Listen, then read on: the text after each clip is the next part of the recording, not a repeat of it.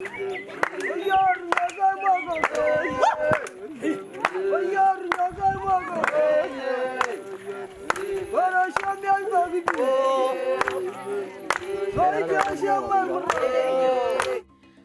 and semi-arid lands cover over 89% of Kenyan landmass. These areas are highly vulnerable to climate change and climate variability, leading to increasing levels of poverty, human conflict, among other impacts. Many of those living in these areas rely on livestock farming and, in particular, cattle. However, in the recent past, climate change has increased the frequency and severity of drought in the Kenya Assals, with resultant fodder and water shortages and soil erosion in the grazing lands. This has had a devastating impact on livestock farmers, leading to low milk and meat productivity, which are the main components of pastoralists' diet, contributing to food and nutritional insecurity. Cactus, or rather the prickly cactus, is also referred to as opuntia, and it's one of the most popular horticultural plant groups with worldwide introduction outside their native ranges for ornamental purposes or as drought-tolerant crops. We find that these are plant species that are well adapted to arid and semi-arid areas due to their high tolerance to drought or high temperatures. We find that cactus is also quite adapted to soils with poor fertility. And we realize that this cactus is not a native plant species in Kenya. Livestock quality deteriorates, and in the event of prolonged droughts, the pastoralists lose their livestock in large numbers. It is estimated that over 25% of cattle population is lost during drought due to pasture and water scarcity. In an attempt to adapt to these longer and less predictable droughts, the government and non-governmental organizations encourage the keeping of camels in the Assals as a coping strategy in grappling with the vagaries of climate change. So we teamed up with Professor Jose Dubio of the University of Florida, who is also a specialist in forages, and also Professor Gashwiri and Professor Joyce Maina of the University of Nairobi.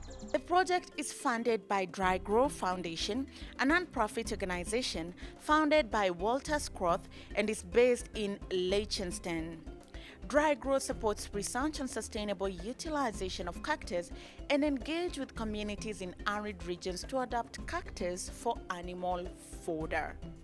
It's set up in such a way that we decided to hire or to recruit a master's degree student who was able to collect data on the feeding trials of the camels and to show that actually the feeding of cactus to camels was going to increase both the quantity and also the quality of the camel milk.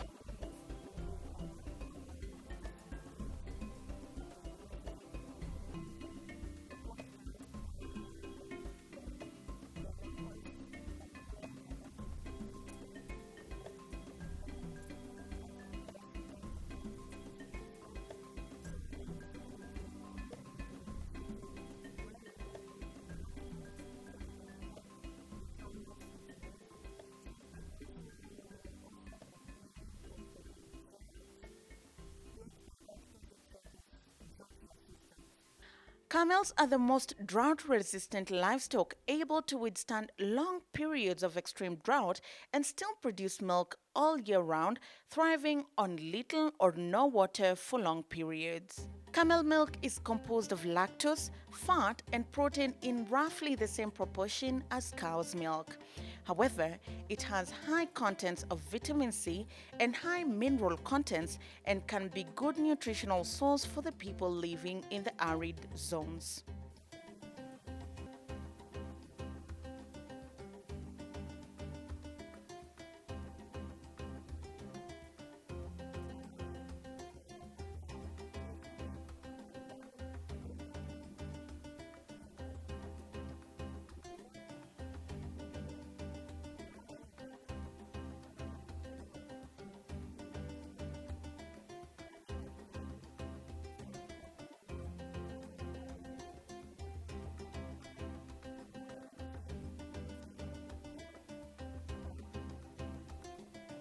Camel milk has been dubbed as the new white gold superfood due to its antimicrobial, antiviral, antidiabetic, anti-arthritis and anti-hypertensive properties, and is safe for children with cow's milk allergy.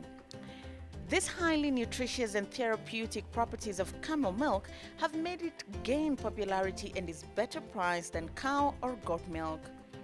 As a result, there is a growing number of Kenyans keeping camels in assholes. So our main aim is that if we can show, and we have shown that actually consumption of the invasive cactus by the camels has been able to increase the milk production. And we realize that one camel is able to consume between 20 and 30 kilograms of cactus in a day. This means that if we can able to bring more and more lactating camels to consume this cactus, with time we'll be able to bring cactus under control, and this will be a strategy to manage and control the cactus. Camel milk now contributes 35 to 40% of household income in some of the communities in the assholes, even during periods of prolonged droughts. It is estimated that there are now around 3 million camels in Kenya, 3 times as many 10 years ago. However, one of the challenges of camel rearing is still a shortage of fodder, especially during periods of prolonged drought.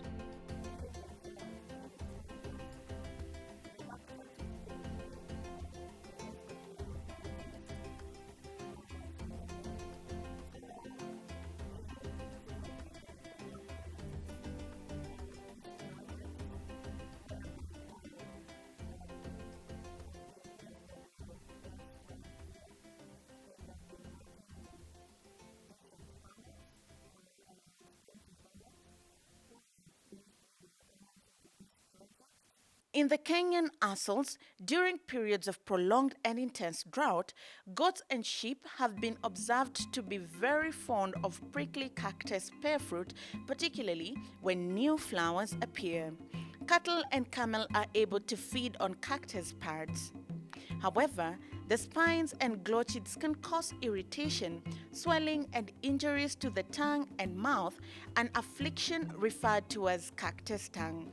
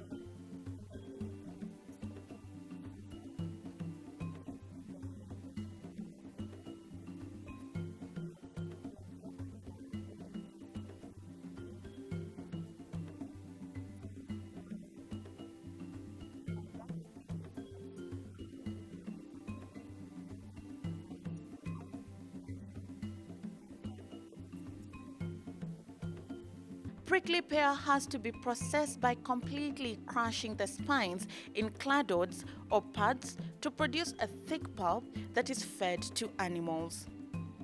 Labomeras, a Brazilian agricultural machinery company, has developed a machine that is able to completely crush the cactus spine.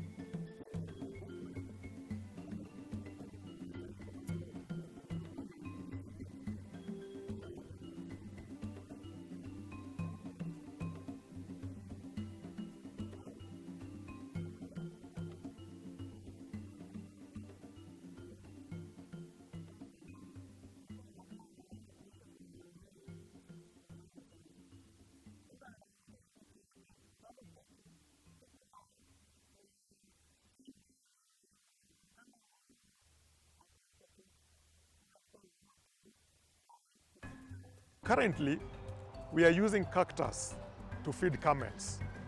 But we realize that in other countries like Brazil and Mexico, actually cactus is used as a fodder for dairy cattle. So it is our, going forward, we are thinking that if we'll be able to use the invasive cactus as fodder, then it will also give us an opportunity to be able to introduce the spineless cactus, because we realize most of our dairy farmers, the main challenge they have is actually feed. And since this is a plant that actually grows in dry areas, it will be able to bring down the cost of production of feed and then support or be able to be used by dairy farmers to boost up the milk production. So this is a plant that is not only be used for camels, we can use it even for dairy, for beef, even for other animals. Project has been working with farmers groups that keep camel in Doldol in Laikipia, Rimoi in Keria Valley since 2018. These arid areas with high prevalence of invasive prickly cactus.